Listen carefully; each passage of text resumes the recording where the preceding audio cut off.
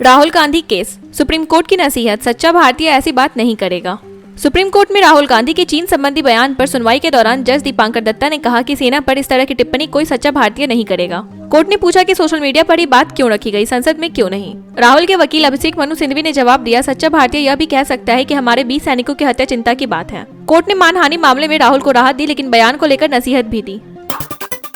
चुनाव आयोग पर पप्पू यादव का हमला, कोई अलादीन का चिराग नहीं। तेजस्वी यादव को 2 वोटर आईडी मामले में नोटिस मिलने पर सांसद पप्पू यादव ने चुनाव आयोग पर निशाना साधते हुए कहा कि आयोग अब संदिग्ध आयोग बन गया है और भाजपा के इशारे पर काम कर रहा है।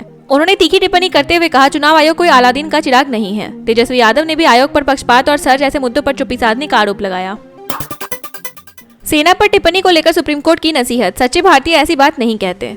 राहुल गांधी के चीनी सेना पर बयान को लेकर सुप्रीम कोर्ट ने सख्त टिप्पणी की है। कोर्ट ने पूछा कि सोशल मीडिया पर बयान क्यों दिया, संसद में क्यों नहीं उठाया मुद्दा। सेना को लेकर की गई टिप्पणी पर जस्टिस दीपांकर दत्ता ने कहा, सच्चा भारतीय ऐसी बात नहीं कहेगा। हालांकि कोर्ट में मानहानि केस पर फिलहाल रोक लगा दी, लेकिन राहुल को कड़ी नसीहत भी दी कि ऐसे संवेदनशील मामलों में संयम बरतें।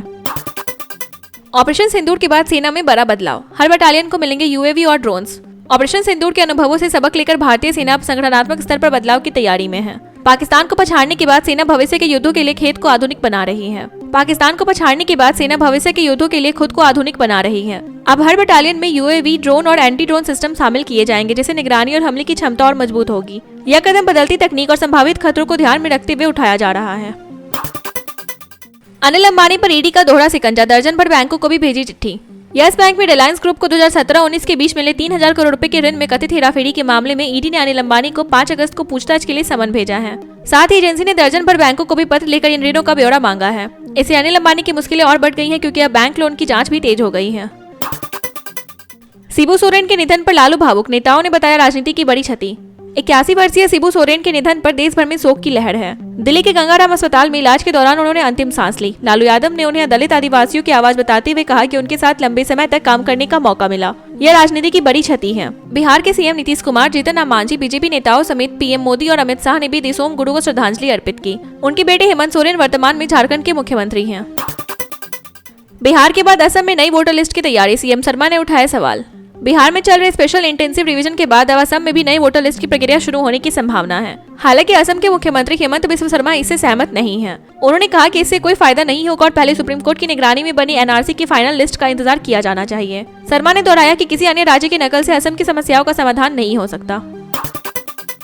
भारत अमेरिका ट्रेड डील जल्द फाइनल, ट्रम्प के टैरिफ का असर नहीं पड़ेगा।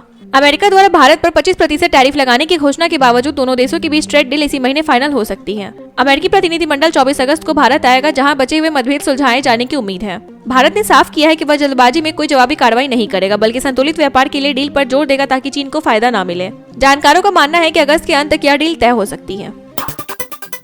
उपराष्ट्रपति चुनाव, विपक्ष के लिए उम्मीदवार चुनना बनी चुनौती, बना रहा खास रणनीति।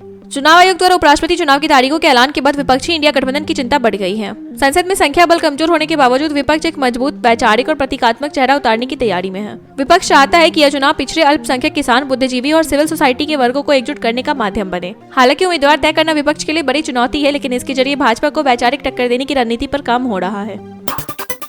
कर्नाटक सत्ता संग्राम, डीके शिवकुमार की टिप्पणी से फिर बढ़ा तनाव। कर्नाटक में सत्ता साझा करने को लेकर उप मुख्यमंत्री डीके शिवकुमार की नई टिप्पणी से मुख्यमंत्री सिद्धारमैया को एक बार फिर राजनीतिक टेंशन झेलनी पड़ी है। दिल्ली में एक कार्यक्रम में गांधी परिवार की सत्ता साझा करने की सराहना करते हुए शिवकुमार ने इशारों में शीर्ष पद को लेकर अपनी महत्वाकांक्षा जाहिर की। इससे पहले सिद्धारमैया साफ कर चुके हैं कि कोई साझा समझौता नहीं हुआ और वे पूरे 5 साल मुख्यमंत्री रहेंगे। लेकिन शिवकुमार की बातों से स्पष्ट है कि कांग्रेस के अंदरूनी मतभेद अभी खत्म नहीं हुए हैं।